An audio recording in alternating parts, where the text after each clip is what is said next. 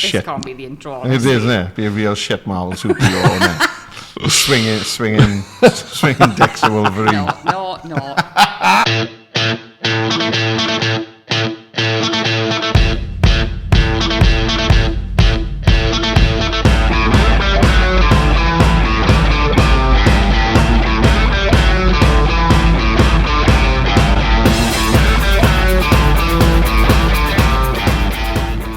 Hello, welcome to episode 27 of the Just One Man podcast. Is it 27? 27, but 27.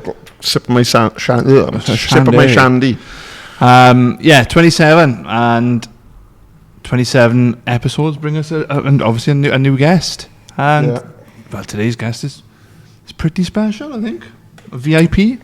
She is very special. She's a very special individual. She's your wife. She's my wife. Yeah. Leah, welcome. Can't either of you see me. No, it'll be like this. I'm literally like the. Am I the phone between two roses or the rose between two phones? I'm not sure. You go with. But no,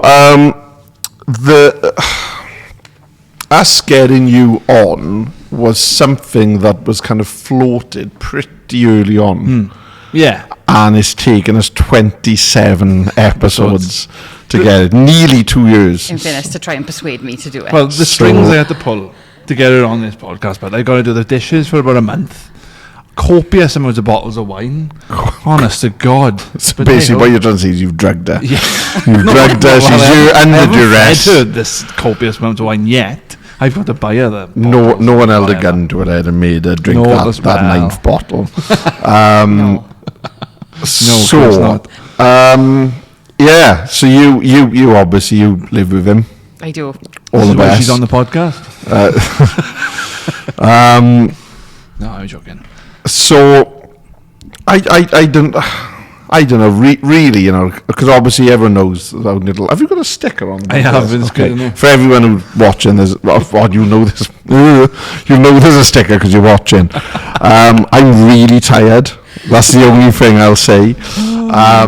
Yeah, so we obviously have a little cheat sheet, and I got yours through this morning to just kind of refresh myself on bits and bobs that I'd been told over time. And I was like, I didn't know that. And I kept scrolling, and I was like, Jesus. It's like a multi-season arc. Netflix Part one of two. This is definitely part one of two.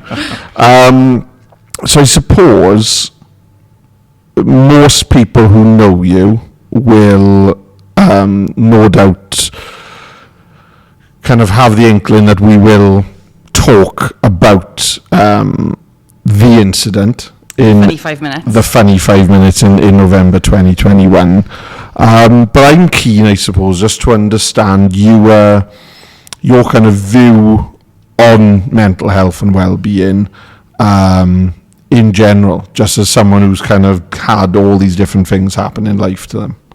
It's hard because I think years ago I didn't really understand mental health. I didn't think there was much about mental health, and I never thought I would be one to struggle with it. Looking back now, I probably did, but kept it all in. Didn't talk to people about it. I've had a lot in the past couple of years. It's been very intense. I'd say past 5 years. Having my little girl in COVID, and then obviously having the cardiac arrest, and then teaching is very draining on me as a person. And even before that, like losing people at a young age. I think, mental health is something that people don't tend to talk about. Now, obviously, I've got him constantly telling me what I shouldn't be doing and trying to talk about it. But yeah, I think right back, I didn't think there was such a thing as mental health. And then especially when I was first offered some form of tablets, this was, I think, just after Olivia turned 1. I was like, good God, what do I need tablets for? Yeah. I don't need them. I can deal with it. It's just something that I just need to get on with. Yeah. So I think it has taken me a while to kind of think, well, I do need to stop now and again and say, whoa, something's not right. Just do something. Yeah. Yeah. And I think acceptance, I think, is it's a huge part of that journey is to accept that, as you said, you know, things aren't firing in the right way. and that you're feeling a certain way and you need to address it. But it's easier said than done, as all of us sat, you know, and it'll come at different points to different people, and different people have different breaking points.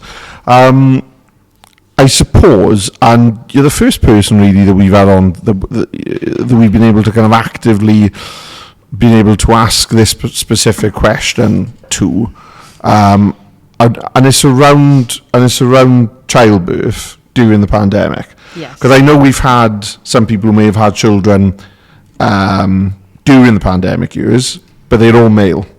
Right. That's true. And I think that, and I've known people, really, really close friends of mine who were kind of, I couldn't go to appointments with my other half. I couldn't go to this. It was really weird. And if they had to be kept in overnight, it was really,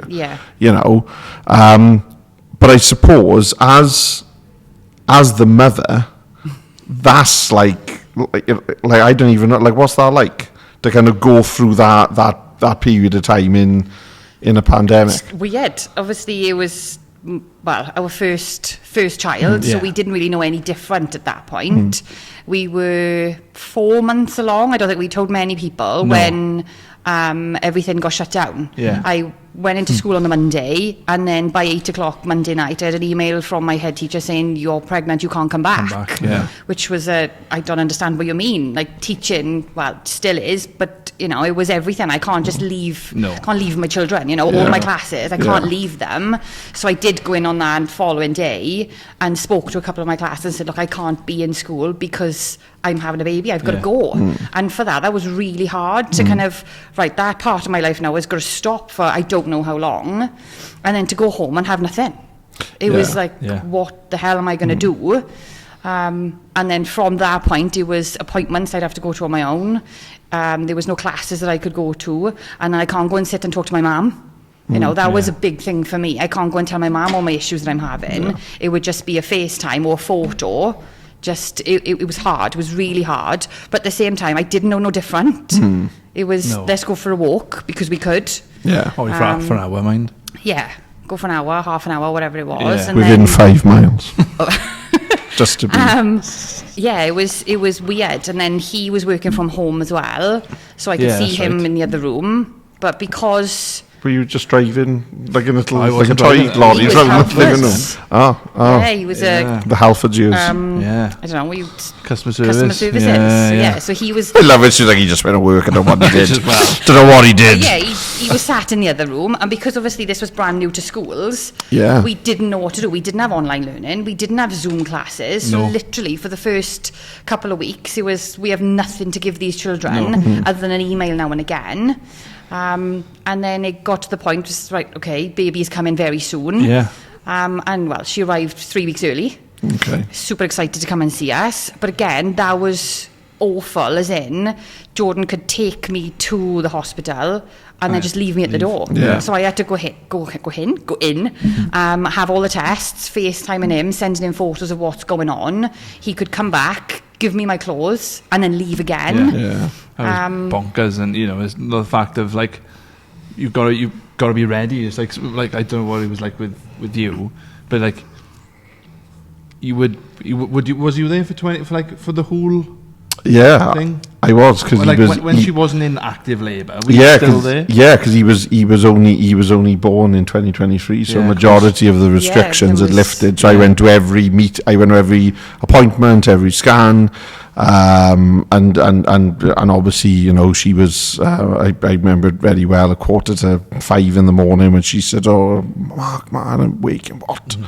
Does this look all right?" And she'd had like a show, and I was like, I don't know, ring someone. Yeah. And then the next thing, it's like right up the hospital and all that type of thing. But I was able to literally be with her. Yeah. And the only time I left her was to go and get the bag. Yeah. Because we'd gone in such a hurry. Yeah. We just jumped the car and gone. And gone, yeah.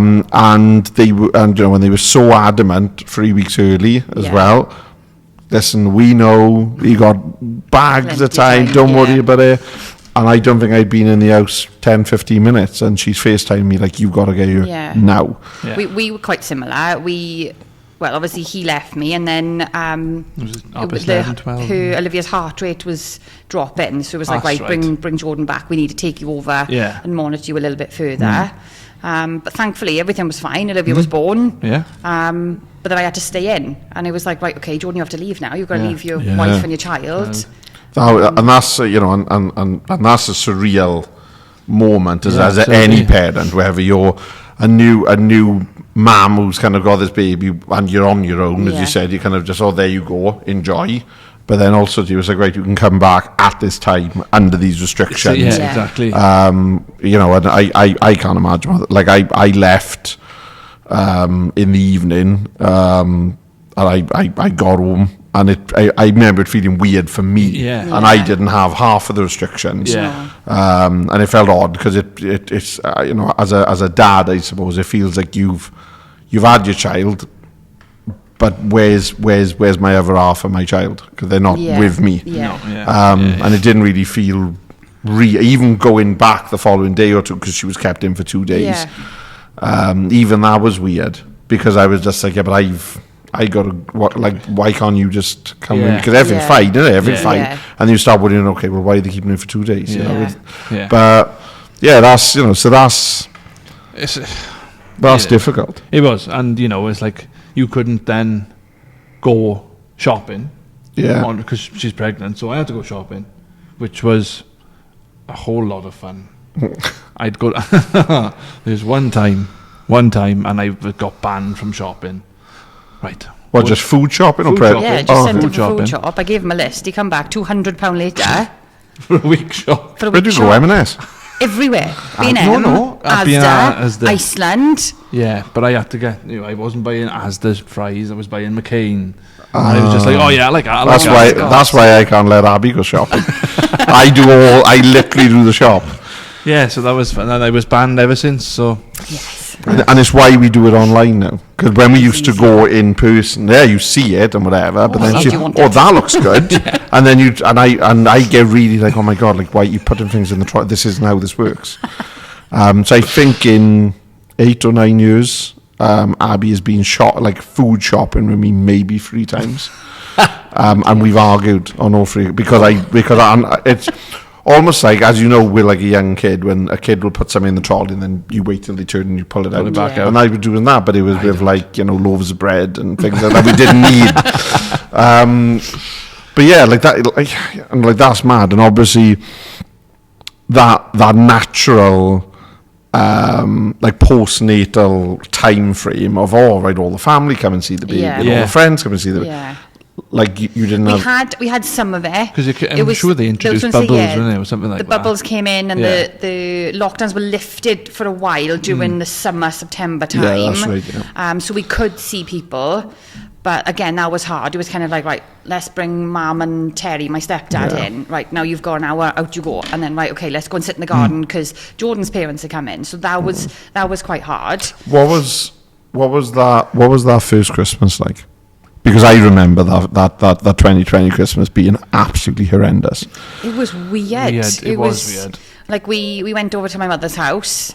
Usually the Christmas just gone, we had some 13, 14 of us around the table, and I think we had 6. So it was a strange one, and we couldn't do the usual stuff of visiting people. I remember my friends came and they had 2 chairs and they sat by our front door and we sat on the stairs. I remember that. Just having our conversation. That's right. Yeah. It was such a weird. I look back now and I find it fascinating, and anytime there's something on the TV about it, I can't help but watch it because I look back and I think that it was such a mental time. Yeah. One of my core memories is standing in beautiful sunshine, lovely weather, but standing 2 meters apart from people in the car park of Castle Bingo to queue to go into Aldi's. Because the traffic lights. And then when you went in to Aldi's, there was a guy there who was screaming at a girl because she'd forgotten something halfway up the aisle and went to turn and come back down the aisle. And he was like, there's a one-way system. Yeah. And then that same guy getting asked to leave because he had put something 20-odd bottles of Aldi's like supersized ketchup in his, and they were like, do you really need all that? And he was like, we don't know how long this is going to last. I was just like... No, it was awful, horrible time. And like you said, you can sit and go back and you think, good God, why are we stupid for doing that? Are we, could we have done things so differently? But... And obviously you mentioned kind of being a teacher, so being a key worker in that period as well, and it being so kind of strange and unknown.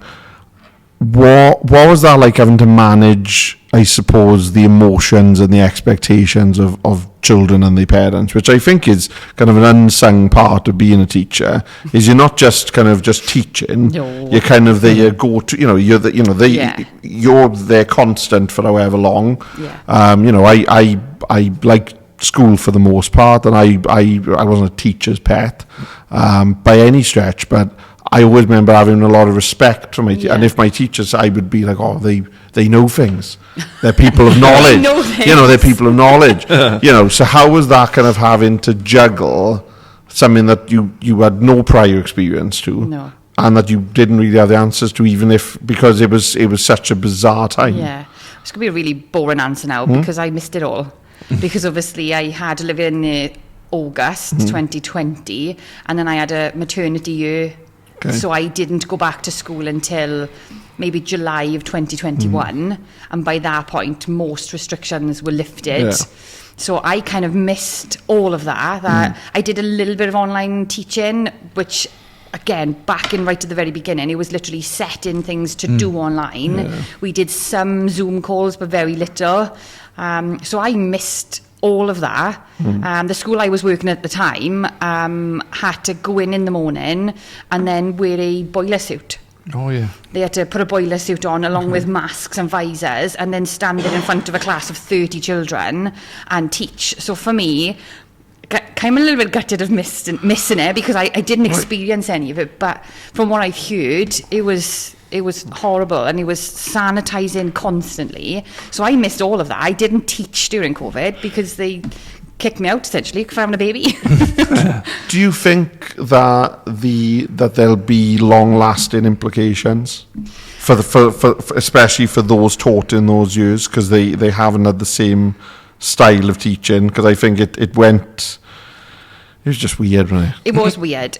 I got to be careful how I describe it. Like so my sister was in year 6, year 7 at the time, and now she's finished. She's done her GCSEs, so they can do it. I think there is slight implications, as in some of the children didn't have their routine in the house. Yeah. They didn't have to come in and sit in a lesson for an hour. They didn't have the understanding, the patience, the resilience. So a couple of these skills, they didn't develop them. Not taking anything away from parents at all, but I think some parents were also at home trying to work from home full-time and trying to take on the role of a teacher. Yeah. I think it has affected them. Yeah. But obviously, there's only so much that we can sit and blame COVID. There's only so much we can say. I understand. Yeah, like I remember you'd see people on social media and they'd be like, oh, such and such is, the kid's name is doing my head in today. I got my own full-time job and I'm expected to be a teacher. I was like, but... The fact is, it isn't as if like the teachers have just decided they're not going to work. No, exactly. They've been told that that they couldn't go to work while the government had choosing mind parties. The teachers were still at home working, still setting work, still trying to do whatever they could, along with teaching their own children. Like some children had primary age children that they had to try and teach, like what we struggle now with Olivia, trying to get her to try and read and sound out letters. Good God, that'd be my worst nightmare. I can deal with the older ones, but trying to bring myself to how can I teach now a 5-year-old to read. Same the opposite way, primary school, trying to teach a GCSE maths. So I think everyone was struggling. It was hard for everyone. It was fair play. But COVID aside, I think it's the big one, isn't it? It's the big one. I think the big one. The COVID was at the least of our worries to what kind of happened then in November 21. Yes. Where to start, I suppose. So, why did he reverse that? Why don't you just take us through that evening? How did that evening look to you? It's quite hard to tell you how it looks because I have no memory of it. Okay.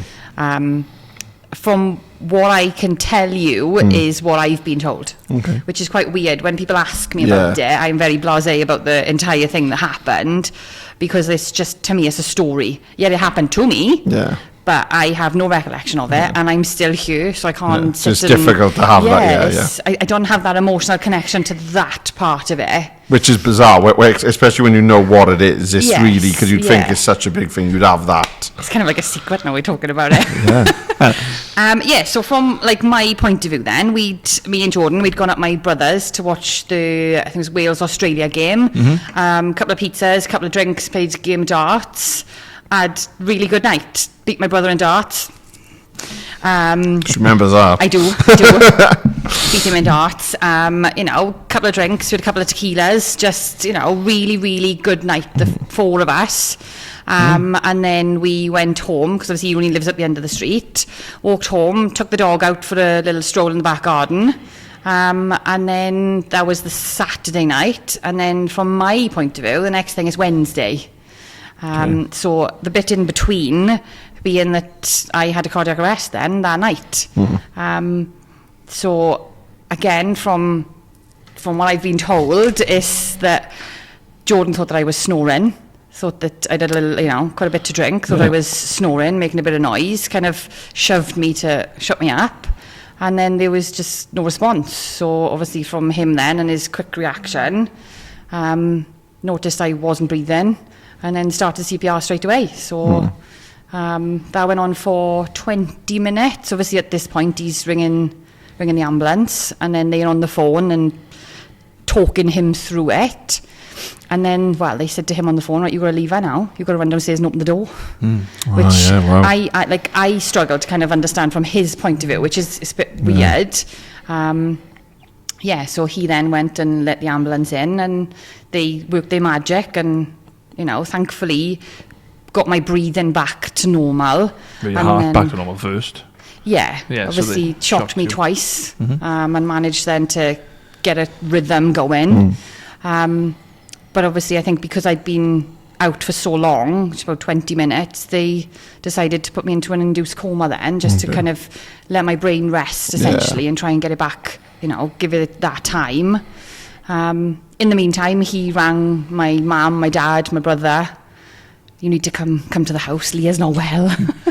And I think, it'd be nice to kind of see, talk about mum's side of it, because everyone's got a completely different point of view. Because obviously your mother was coming from Ebbw Vale. Yeah. Your father was coming from Abertwysig. Yeah. Daniel was coming from your brother down from the top of the street. Yeah, and his mother from Tyne. And my mother from Tyne. So it's like everybody's had a different journey. My mother even flagged on a taxi because my father was sleeping. And the taxi driver charged her a £5. Try to get a freebie, So if what kind of time was this then? What time of evening was it? About 12, 1 o'clock. Yeah, roughly about 1 o'clock. So I think you rang, the first time you got in contact with my parents then was about 1:45 in the morning. Okay. And at that point, by that point, I'm okay. Yeah. So I think they kind of said to him, right, we've got her back, your heart's pumping, you need to get in touch with family type of thing. This is very, very serious. Something's not right. No. Sorry, I'm just freezing in you.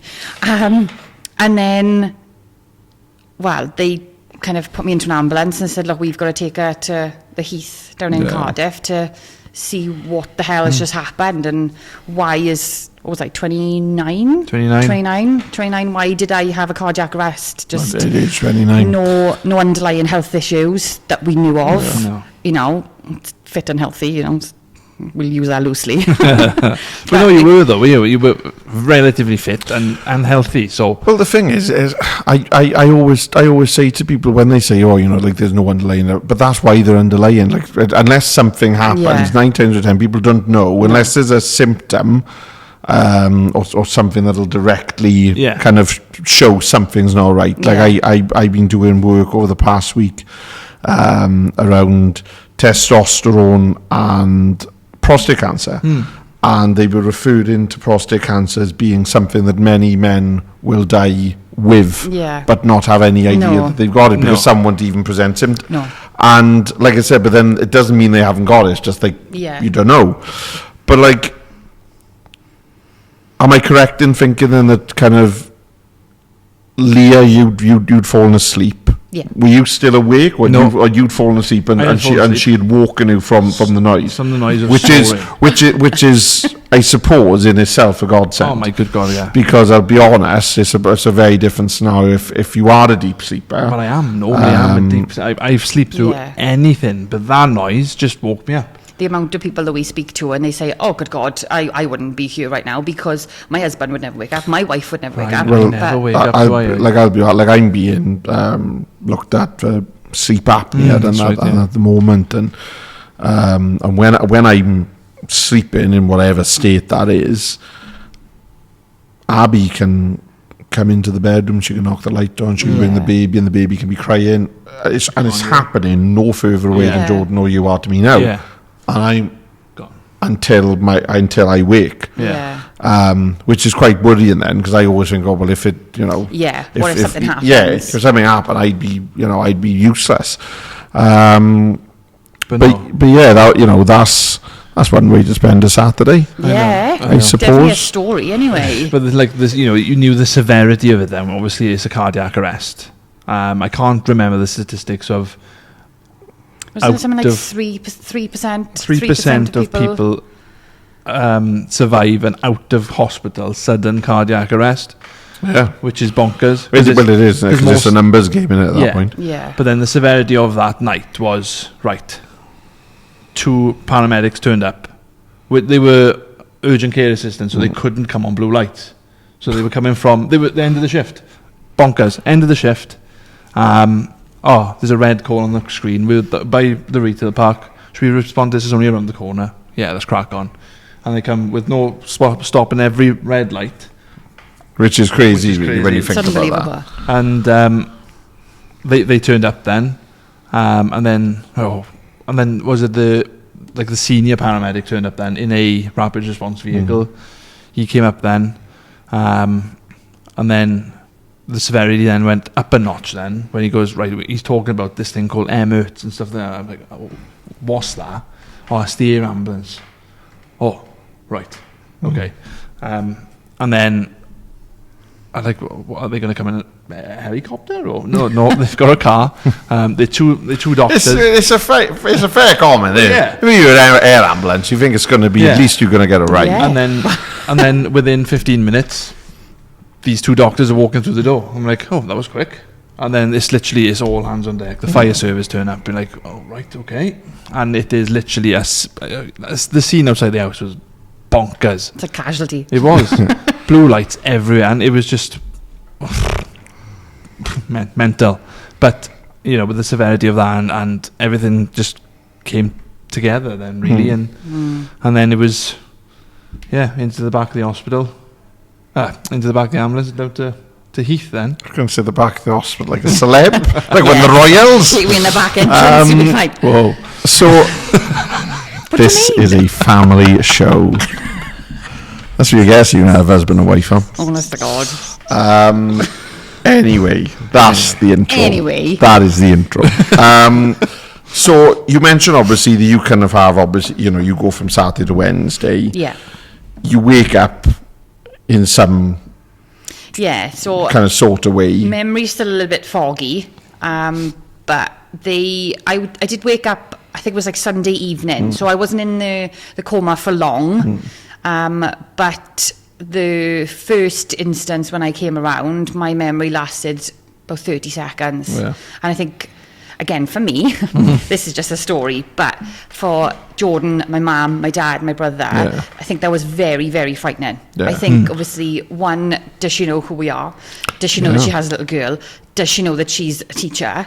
And I think that was the... Well, there's all these things you don't even think of until all of a sudden, like you could think, oh, well, all that's fine, and then you could ask you something that you would 100% be able to know when you're like, No, I had a little diary, a little note, and I would write stuff in there. My mum would write stuff in there for me, Jordan would. Yeah. And I would sit there when they were gone, because obviously, again, it was still fairly COVID-ish in the hospitals. Yeah, that's right. And I would sit and I would read, right, who's come to see me today? What did they tell me today?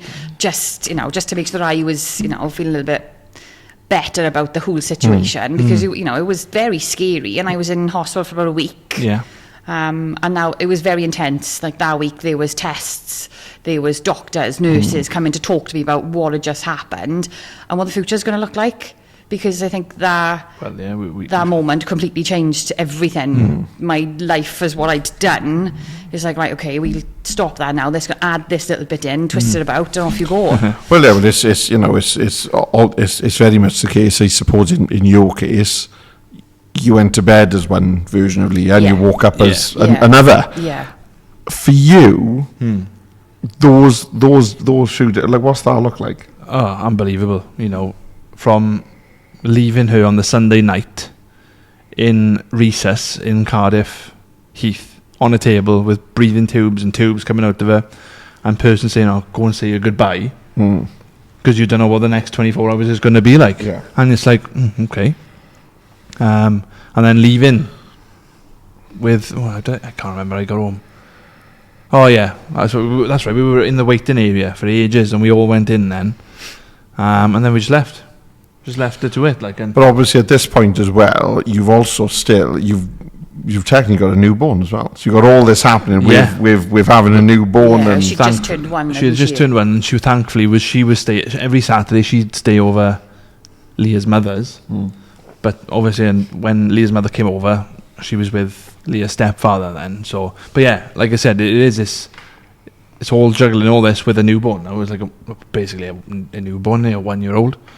But no, it's leaving the hospital then and just going home. Yeah. Just and that house it's a weird place. Well, I didn't go in. I was going to say, he didn't go back. He went back to my mother's. Yeah. Yeah. And I just went to bed. Well, I was on the settee, boom, gone, sleeping. Yeah. And then ringing the hospital. Any update? No. Any update? No. And then it's like, I ring her. Any update? Oh, she's just oh no, she's going just down for it. And I think it was an echogram thing or something. We'll ring you back when she's back. Sound, happy days. Just worrying, nothing. I think the last time I phoned, it was about 4:30. Any news? Oh yeah, she's back now. Do you want to speak to her? Pardon? Oh, yeah, she's back in her bed now. Do you want to speak to her? I'm like, oh, Leah. Yeah. Yeah. And they didn't tell me she had come away from this coma.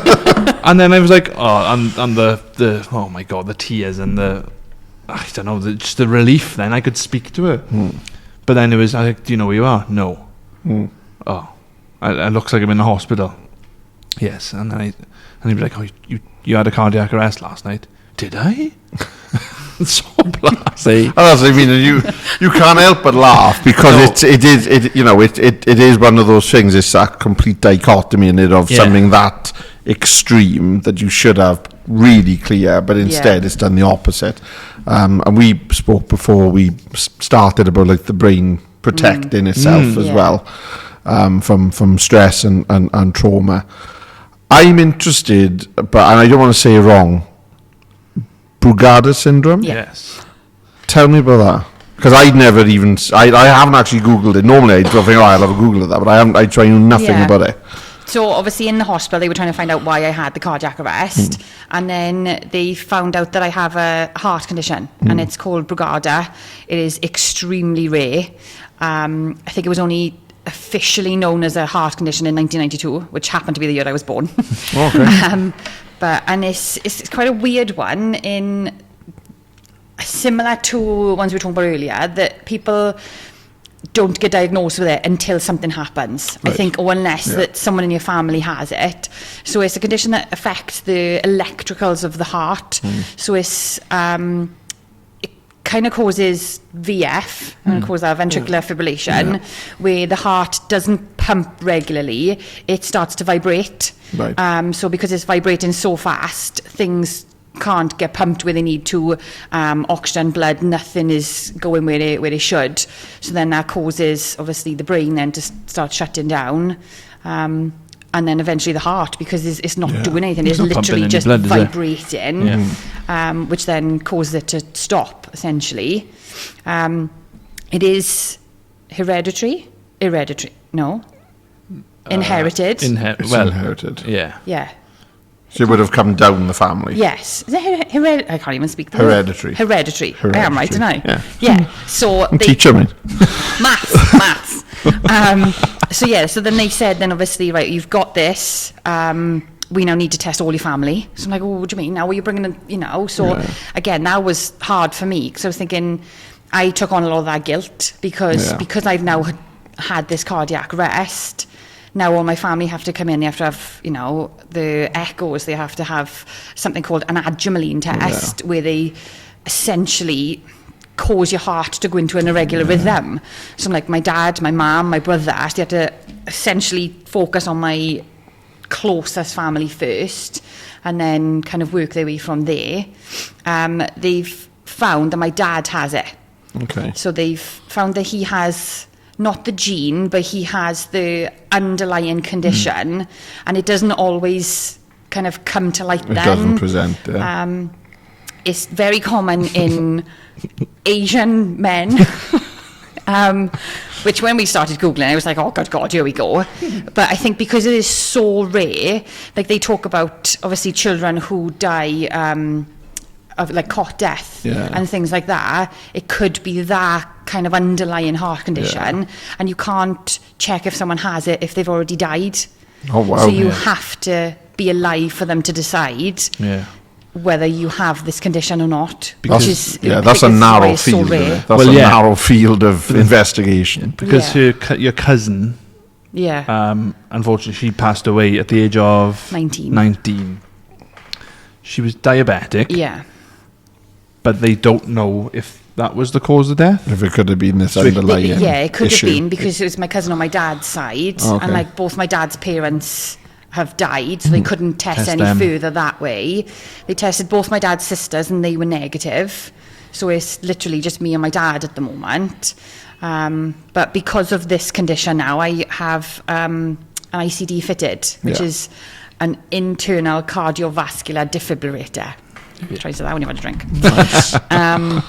Which essentially is a little defibrillator that, if it needs to shock my heart back into rhythm, then is sitting there just in case, essentially. And has it?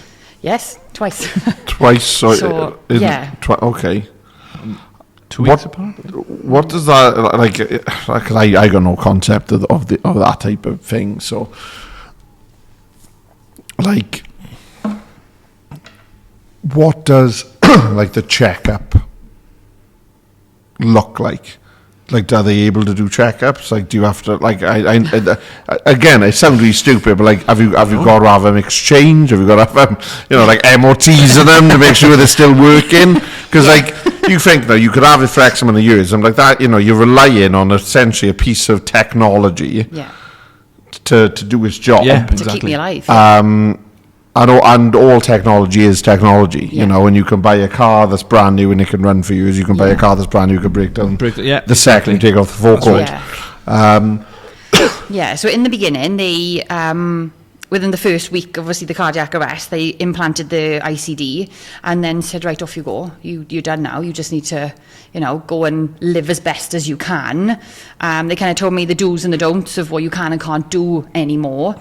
And then come back. Originally it was every 6 months, and that was for an ECG and blood pressure and just the usual things, just to double check that I'm okay, along with an MOT where they are double checking that the ICD is on the right settings, that the battery's still okay, because the battery is roughly about 8 to 10 years. That's how long the battery life is. So what you're telling me is that in like another potentially 5-6 years, you'll have to have a battery changed. Yes, yeah. So my most recent MOT was in August, and they said my battery at the moment, the maximum battery life it has is roughly 7.5 years. The minimum would be about 6. So ideally, in the next 6 years, they're going to schedule then to replace my battery. So she is literally Iron Woman. You are literally like that's crazy. I'm a robot. I think that things like that it's incredible what they're able to do, and obviously it's done the job. Yes. So twice has had to fire, and this was in the first year. Were you aware of those situations happening as they were happening? First one, no. Okay. First one, I remember I was getting up for school. It was very hot. I think it was 2022, quite a warm summer. I got up, getting ready for school, getting Olivia ready, and I remember going into her room and feeling a little bit lightheaded, and then I woke up on the floor. Thankfully, Olivia was still in her cot at that point, so I woke up just thinking that I had, stood up too fast, was I dehydrated, blood pressure dropped. Got in the car, dropped Olivia to nursery and went to school as normal and started teaching. And then probably about 9, 10 o'clock, get a phone call off my cardio nurse saying, "Are you okay? Is everything all right?" I'm like, yeah, I'm fine. She was like, "Well, you had a cardiac arrest this morning?" I'm like, "No." And she was like, "Yeah." She said, because they I had tea and toast.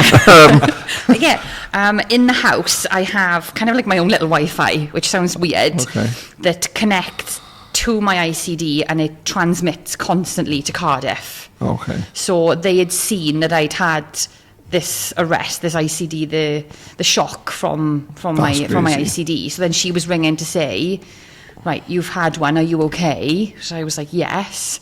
But every time I do have a shock, I can't drive for 6 months. So that was the biggest blow for me. That, right, okay, Leah, you now can't drive. So I had to then 6 months, Jesus. I had to go and speak to my boss and say, "Look, this happened this morning," which was kind of hard to believe, considering I'm here, I'm still doing my job, but right, go home, rest for the day. And then the following week, similar thing again. I got up, gone in to see Olivia. I think it was Olivia was getting out the cot stage of climbing out the cot herself. Oh, okay. Sort of thing. So you shot up.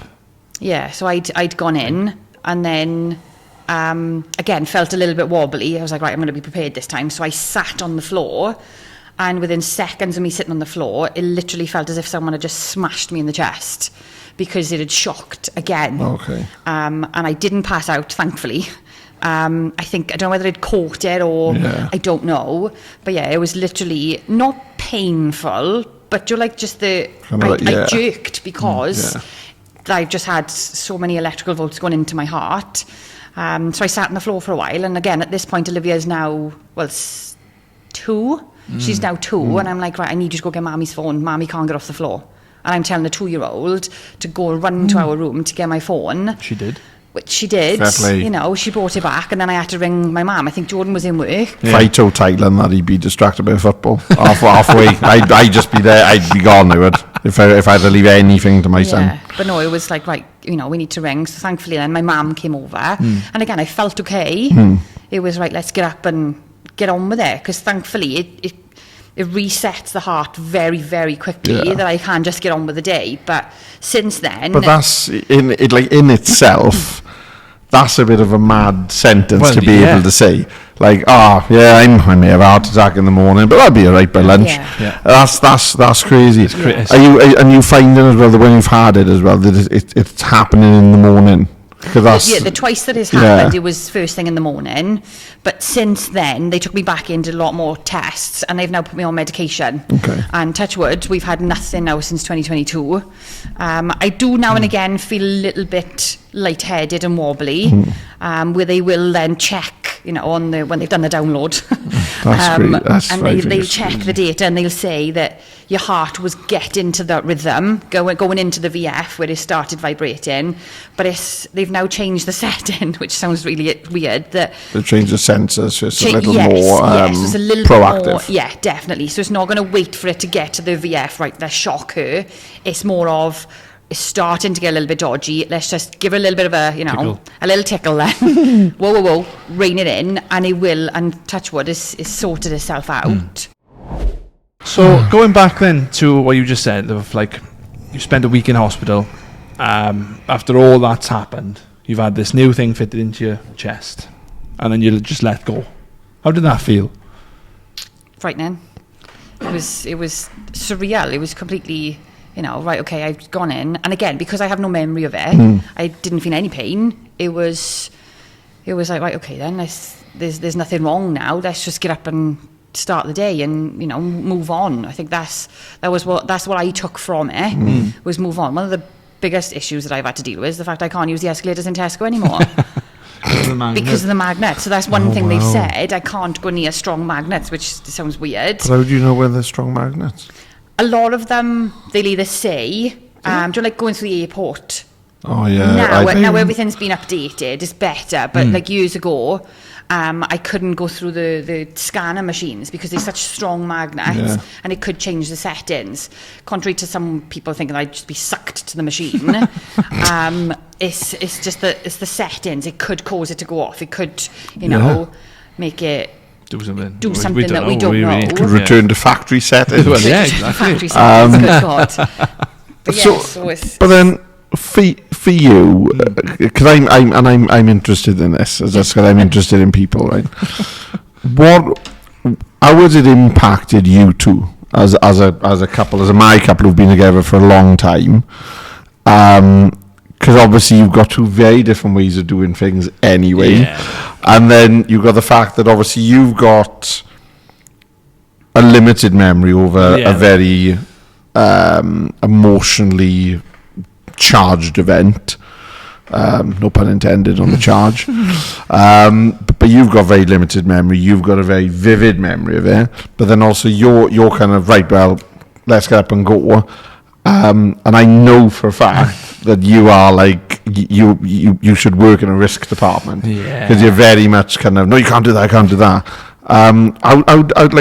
That's got to be hard. Oh, it still is. It still is hard. It still goes, and it still genuinely is the fact of my like kind of, not opinion then, but she can't remember it, so she doesn't know the severity. I do know the severity. I know the severity. I've been told the severity. I know that, but it's just like two different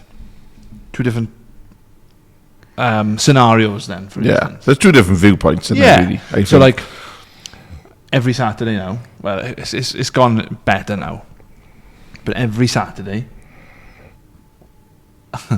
I couldn't do things what happened on that night. So like I can remember the first year after doing it, Autumn International started, we went over her mother's house, I believe. I didn't want to wear a Welsh t-shirt. Right, okay. Because I didn't want to be exactly the same thing of that night. Yeah, like a deja vu. Yeah. Type in. I not despised. And when she obviously wanted to drink, I'm like, no, no, you can't drink. I didn't say that, but I wanted to. Like, you can't drink. You can't do this, can't do that. In my head, like. But then how does that make you feel? It's hard. It's really hard. And we have come to blows, as in, you need to leave me alone. I have been told by doctors that I'm fine. I just need to get on with it. So I think for me, it took a while to kind of try and put myself in their shoes, like Jordan's my mum's shoes. My mum snaps me every morning just to make sure I'm alive.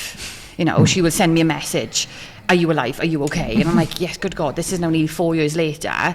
So I think for me, it's something I've had to just, okay, yes, I'm fine. Let's just get on with it. But in the beginning, it took its toll on me, I think, because it was just leave me alone. Yeah. You can see that I'm here.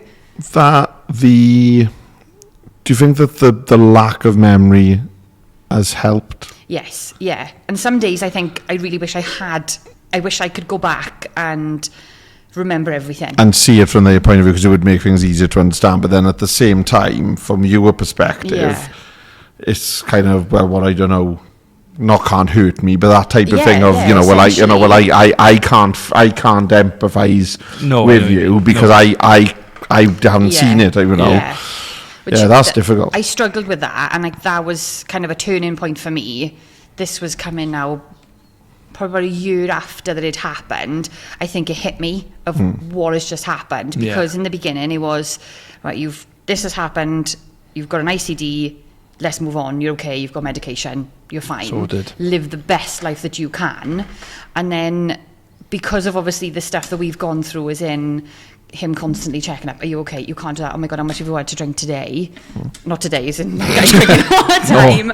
But you're like, if we go out somewhere, like Liz Taylor, just in a pub. just blotto on the living room. But and it was hard.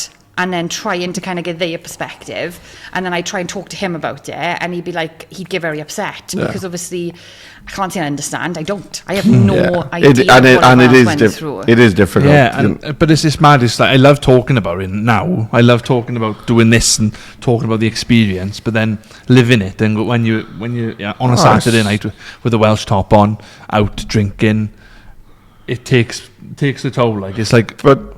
Do you think that if you were able to kind of position yourself so that you did the night again, without the heart attack, and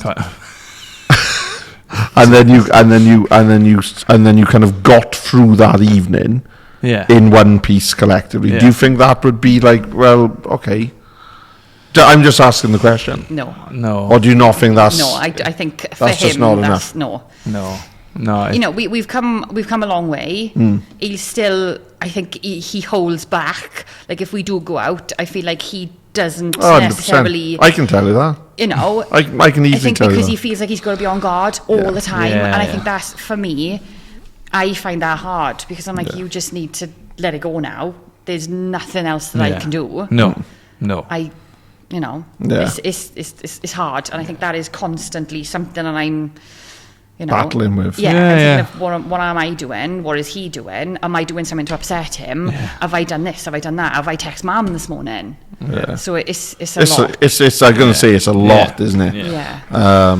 But so you've been then, so that you mentioned earlier, then you've been put onto medication, which basically you wasn't on before you had the 2 shocks, but now you've had the 2 shocks. They've kind of, the doctors or nurses or whatever have said to you, right, here's some medication, this is going to stop you hopefully from having them, and you're on them for the rest of your life basically.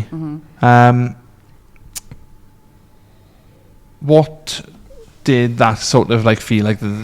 Yes, you take tablets, but you've got to take these now forever. What sort of kind of thought process, or like kind of, how did that make you feel then? Again, it was one of them things of, if it's going to keep me alive, then I've got to do it. I've got to suck it up and get on with it. Like, I remember taking a picture the very first time I started taking them. When I was given them, I was like, right, 1 down, forever to go. Because it's just something now that's part of my daily routine. It's just routine. You have to take one first thing in the morning, one in the evening. What's it called? Quinidine. Oh yeah, that's right. But it's a very rare and quite hard to get hold of medication. So every time that I need a prescription filled, I have to go all the way down to Cardiff to get it, because they can't transfer it or can't get it up here anywhere. And how long does each prescription? They try and give it to me 3 months at a time. Okay. Which comes in glass bottles, which make me feel fancy. Yeah. Very old school. Did they tell you anything about the quinidine when you had them first prescribed to you? No, they were just told, right, these are very good. That's going to help try and regulate the heart then, essentially. Not manage it a little better. Just kind of stop it from going into that VF, and the funny rhythm is just, something that I had to take. And again, I'm not going to deny it, because if it's going to stop me from having these cardiac arrests, then brilliant, let's take them. But you said that after a year taking them, you learned of the side effects that actually might cause. Yeah, that was quite recent. That was quite hard. That was, my God, I'm trying to think now, probably about a year ago, maybe not even that. I was suffering with memory loss, and I think this was in the crossover of schools. So I've worked in 3 schools, and in the crossover from my 2nd to my 3rd school, struggled. I think with that comes hand in hand with the realisation of what has just happened, and then let's meet the paramedics, and then I didn't particularly like the school that I was in, the environment. So I was like, I'm stressing about this. I now need to find a new job. Am I going to find a new job? And then with all that, I found that my memory was getting really, really awful, as in I'd forgotten what I did yesterday, or I'd forget childhood things that has gone on, which I think that scared me probably the most that I've been scared since, other than Olivia and, you know, the stuff that we've got to do with her now because of my heart condition. But other than that, the memory side of it really, really worried me. And originally I went to see my cardio nurse and explained to her, and she kind of went, oh, it may just be stress, it may just be, you know, the changes and this and that, just go to your GP and then try and discuss that further.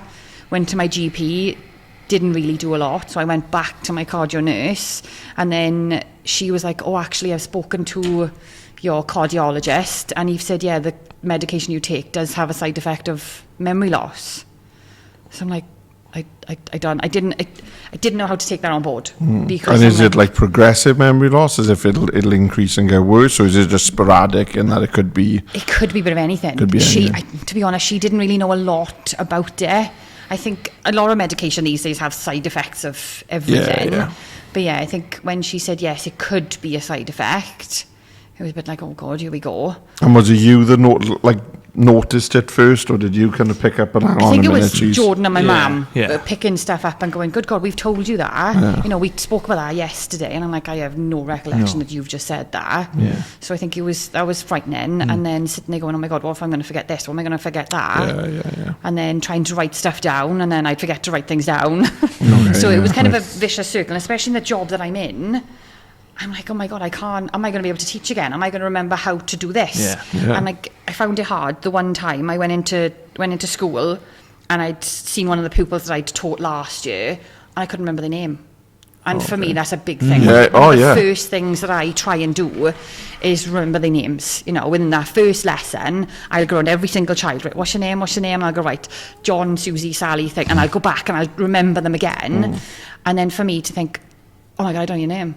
I can't put a name to a face. Yeah. It was awful. It was horrible. Yeah. But like, I feel... And it's that connection, isn't it, between the teacher and the pupil as well? Okay. I do feel it's getting better. I think now that I've switched jobs, the teaching, you know, the school that I'm in now, absolutely love it. So I think that definitely helps my mood and the stress levels and stuff that I'm in, along with just talking, you know, and asking. If I got to ask again, I'll ask again. It's getting over that bit of I may lose my memory at some point, but for now we'll take what we've got. Take it as a win. Definitely. But how are you feeling now? As in, like, from... Other than cold. Cold. It's freezing in here. From 2021 to now, how are you feeling in yourself? Sort of... What's a broad one? Physically, mentally? There's a big one in there. Good God. Fair play, John. Well, it's up and down. It's, you know, I'll have good days and I'll have bad days. Yeah. Fluid. It's fluid. It's hard. It's always going to be hard for us. Constant worry about Olivia. Like, Olivia now has to have heart checkups every year because she may have inherited it. And good God, we're not even going down that rabbit hole because that is awful. The thought that I have given that to her is horrendous. Because I know it's nothing I could have done. I had a conversation with my dad, and he felt guilt, and he was like, obviously it's come from him. Well, but that's the thing, you know, but I think in fairness to you, in fairness to anyone, it's that parental it's that parental thing kicks in, doesn't it? You know, and it happens, you know, even if you see your child fall over. And you think, I could have got there quicker. I shouldn't have let him fall. Or they are unwell, so I can't help them. They're coughing, they're sneezing, they sniffle. Why can't I help them? So I think that's quite understandable. That, you know, and especially because of what it is.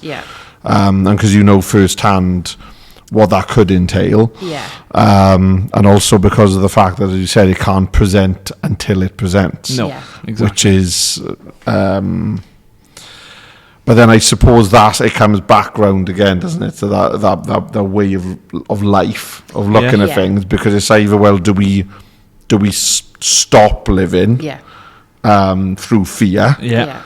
of something that may never happen, or do we carry on and think, do you know what, we're going to live every day as best we can, Exactly. and if something happens, then we'll deal with it when it happens. Yeah, I think but that's easier said than done as well. It is, and some days it's easier than others. Some Oh, days yeah. we, do what we can. Yeah. Other days I want to curl up in a ball and I just lock me in a room and leave me there. Yeah. Because I do not want to.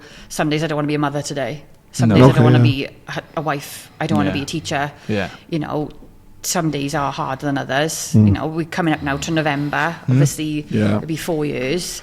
Yeah. But it's, I am quite blasé, and like my mum and shouts at me quite often. I was like, this is a big thing, but Yeah, I remember speaking to you about it a long time ago. Yeah, and we were going. I think we were going for a cold water dip, and you would try to ring. You would try to ring him, and he hadn't answered, and then he rang and you weren't answering. Oh yeah. And he was driving, and him trying to hold a conversation with me whilst not being able to get hold of you. yeah. And I remember saying, like, she could have just put the phone out, but it was like nothing was computing. Yeah. And then when we finally did ring, and it was only like a 5-second, oh yeah, I was just wondering where this was. And you just see this complete, like, Yeah. come over him. But I remember saying to you, it's really difficult, because and I don't mean this to be disrespectful at all, please. I get it. In terms of like your mindset, your outlook, I get it. Of like, well, I can't feel how I feel because I can't remember, so I just got to do what I can. So I get that mindset of like having to keep going forward, because if you don't keep going forward, you're just going to stop. Oh, 100%. Yeah, So and I do get that. Yeah. But then I also get your side of things as well, because there is no bigger pest in the world than I am. And like if it was Abby, it would be the equivalent of the Netflix show You, where she would just be in a giant glass box, fed maybe, but I get it's really difficult. It's really difficult. So I think you're both wonderful human beings, whatever the case. So, what would you tell a person now that's kind of in the position you were in 2021?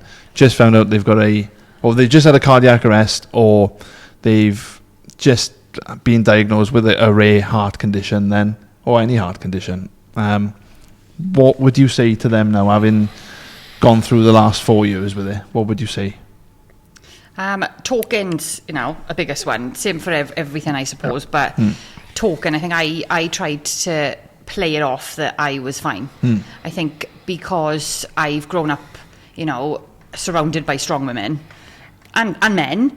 But I think, my mum's solid, my nan exactly the same, and I always felt that I had to be the one to carry everyone else. I always had that. To speak to my brother, he always says that I'm like his second mum. There's only 2 years between us, but I am woman, hear me roar type stuff. Yeah. And, I think because I saw how much he struggled, I felt like I couldn't. I know there's nothing against him, nothing against anyone else, but I think I had to keep it in to, right, if I melt now, oh my God, he's going to be a puddle on the floor, So it was, I think for me, it's making sure that everyone is trying to get on the same page, that whether it's going to hurt someone or whether it's going to upset someone, everything has to be said, or writing things down. I tried writing things down. Several times I tried writing stuff, and I think it started, one of the ones I wrote after we'd gone to, where did we go? What's it called? Full Spec. Full Spec. And Oh, that yeah. woman's doing the poems. She's been on here. And I Georgia. think, and I had that thing. I was like, oh my God, I'm going to write a poem. I'm like, I don't write poems. I can't. But it was like, starting off was something like, yesterday I died. And that was like the starting point, right? I'm going to start writing something. I was like, I don't know what to write, because I didn't have that feeling for it. So I tried. But as well as just making yourself aware, like it took us a while to discover that there was groups out there for people who had suffered a cardiac arrest, which, you know, you can go and you can sit and you can talk to other people, and they have doctors come in to talk to you about different conditions. So I think that's something that was really good. Obviously for us, we were lucky enough to meet the paramedics and sit and speak to them and get their point of view. So I had Jordan's, I had Mum's, Dad's, Daniel's. Right, what does the paramedic say? Where did they ever think, right, that she's done? You know, it was nice to kind of get all that information. So it would be, if I was to tell someone else, just one, take a step back, talk about anything that you're feeling, and I suppose just, I can't say move on, just try and see the bigger picture, that you are still here. And I think I'm very, you know, thingy about that. I'm still here. Why am I sitting here mourning when I'm still here? I could have lost my life that day. You know, and I say now and again that it could have been memorials that they were having. You know, coming up now in November, I'm going to go into school and I'm going to have a rebirth day. You know, and I tell all my kids, all my class, I tell them all about my story, and I'll show them, you know, when we were on BBC, you know, when we were talking about it, and I'll show them that, and they think it's amazing, you know, and I laugh and I joke that I'm part robot, but for me it helps to talk about it, and, you know, tell my story, and that, I'm still here, and I'm choosing to spend a teaching. I can't imagine there's, you know, I can't imagine there's many people who would, you know, if they had something like that scare, that maybe they would think, right, let's do something different, let's change course. But good God, I couldn't think of anything different. You know, I wouldn't. If someone told me tomorrow I can't teach ever again, I think that would be probably one of the most awful things that would happen. We normally ask these kind of questions with every guest. So, what is your biggest achievement? Ooh.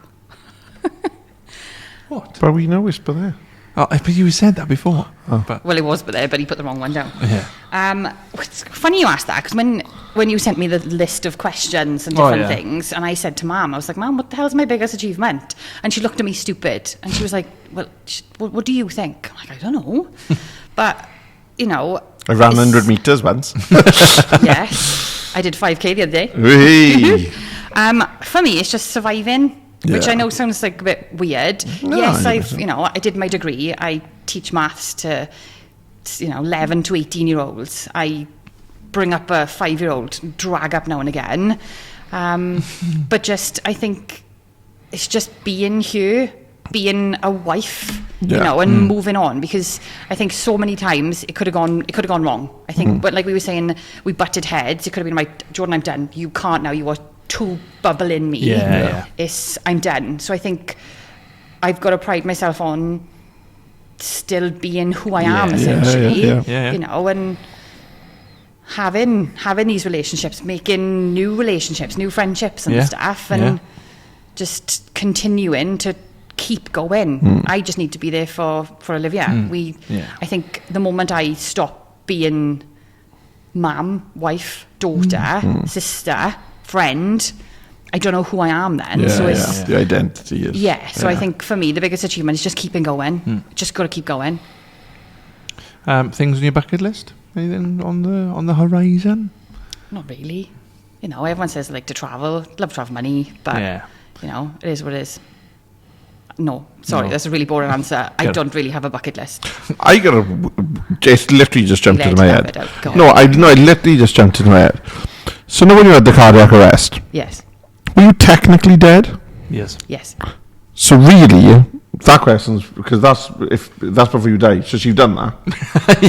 What? You've already died. Yes. Well, a bucket list before you died. So you've already died. So that question is ridiculous. Don't worry about it. True. I was just wondering because I don't know. See, because like some people are like, I don't know if it's classed as, you know, like the year people like, you know, like the heart stopped for X amount of minutes. Yeah. And then they come back and I'm like, but like what, like? So, yes, the heart stopped. So the CPR is just basically pumping blood around the body because the heart can't do it. Yeah, it couldn't function on its own. Yeah. It's technically doing like a vibration, doing nothing, but yet when you're massaging that heart, you are trying to do its job. It's trying to keep my brain alive, isn't it? And it's just it's feeding the organs with all blood and oxygen.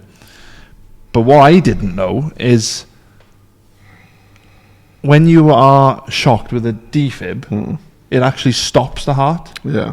And then resets the heart resets itself. Gives it time, doesn't it? Yeah. So I didn't know that. But yeah, so essentially 20 minutes of gone. I'm not going to say it.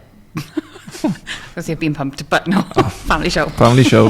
This has got some sound bites. But no, so October is Cardiac Arrest Awareness Month. Yes. And it is also the 16th of October is Restart Heart Day. And October is Sudden Cardiac Arrest, or just Cardiac Arrest Awareness Month. My advice is just go and get yourself trained up on CPR. It takes 30 minutes on the British Heart Foundation website. You can do it online. Your local St. John's ambulance people can kind of teach you. I think you can ask your employer, if you're employed, to go on a first aid course. Just go do it. I think it just makes your sort of knowledge on something so important which you don't know when you're going to need. Like I done it years ago when I was working with my old employer. Didn't take it seriously at the time. I know, because it's just like, I gotta sit down there now in a hall with people that I know, and you gotta try and do CPR on them on the floor, or you gotta do it with a dummy. Got to get in the dummy and everyone's watching you, and what if I can't do it properly? Yeah, exactly. But then at 12, 1 o'clock in the night on a Saturday night, I didn't know I was going to be doing that. No. And the fact that a couple of months ago last year, October last year, I come across a fellow lorry driver who had died of a cardiac arrest, but unfortunately CPR didn't work. It was too late on that occasion. But no, you don't know when you're going to need it. Just go and get trained is my advice, really. How does it make you feel listening to him when he's obviously so passionate about like the advocacy for that type of stuff? How does it make you feel? It's lovely. It's fab. I think everything that he's doing is amazing. The money that he's, raising for charities, the Welsh Air Ambulance charity, the stuff that he constantly talks about, obviously doing the first aid courses and things like that. I think it's amazing. Part of me thinks that if it wasn't for me, he wouldn't maybe be so passionate about it. But I suppose it takes something like this to kind of kickstart someone's passion for things. I think that's quite true of a lot of things. Well, yeah, exactly, and that's why I want to kind of shout about it now, just to make people go and do it or listen to your story, sort of thing, and they don't want to be in that position. So you're proactive rather than waiting for it to happen. Exactly, just have awareness. Yeah, and obviously if something does happen and you haven't done a first aid course or you're not quite sure, obviously the people on the end of the phone when you ring, ring 999 are incredible, and they will talk you through everything that you need to know. So it's not that you may not be able to save someone or help if you don't know it. Obviously, if people don't have time or something happens before they start a first aid course, there's nothing to worry over. It's just first thing you need to be doing is ringing someone. Yeah, absolutely. That's the first thing. You need to be getting someone on the phone. And then, right, okay, what can I do? Yeah, just get that so help can come to you. Then you kind of start then. So that's what I done with you is ring 999, and then they said, right, start it. Well, is the patient breathing? No. Has he got a pulse? I think no. Right, okay, get that person onto the floor and start CPR, and then they'll count with you in rhythm and until help arrives, I suppose. So that's me, I think. Wow. No, I think it's amazing. Like I said, the advocacy, and obviously you're raising money left, right, and centre for causes that do mean a lot, and they are life-saving things as well. It's amazing. So as Jordan said, if you've got the opportunity to upskill because it's not just a nice little certificate you'll get. You could literally save somebody's life. But no, that's great. Thank you very much for joining us. Thank you for being so honest and open and candid. And then I hope you two have a lovely life together. Thanks. A little bit disappointed there was no snacks. Well, you and me both, to be honest. She wanted a rider. She wanted her own theme song when she wanted to come on. I was like, you can put a theme song. It would just have to be royalty free, wouldn't it? yes, yes. We can't pay for like Lewis Capaldi or whoever. Well, Anyway, we're doing the music podcast now. Me and Leah just on our own. Yes. Right. Okay. Right. Yeah. Sorry. That's just reset that. That's that's the settings. Return to factory settings. Thank you Yeah. so much Awesome. for doing that. I have tried my hardest to get her on, and she's come on. So thank you, and thank you for watching. So formal. I am very formal. Yes, quite. Yeah. See you again soon. See you soon. Bye bye. Bye.